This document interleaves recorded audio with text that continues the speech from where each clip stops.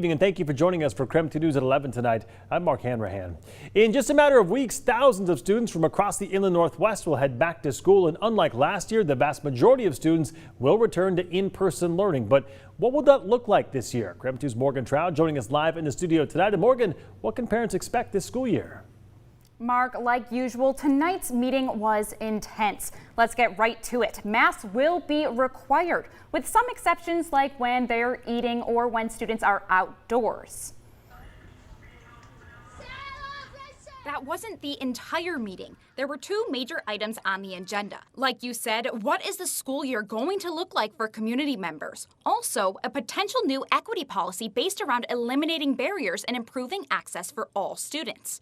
After the past year of hybrid learning, Spokane Public Schools families can breathe a sigh of relief. Students can now go to school full-time for in-person learning. If they aren't interested in that, the Spokane Virtual Academy will be available again this year. But not every family was satisfied. My daughter said last year when they were doing roll call in there, one of her teachers called it the concentration camp. It's easier to wear a mask than bury grandma.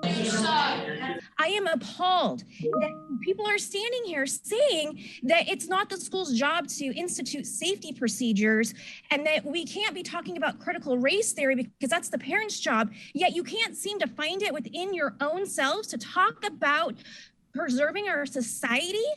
The other major point of contention was the equity policy, which basically just means that they want all students to feel supported, no matter their race, ethnicity, class, ability, gender, or sexual orientation.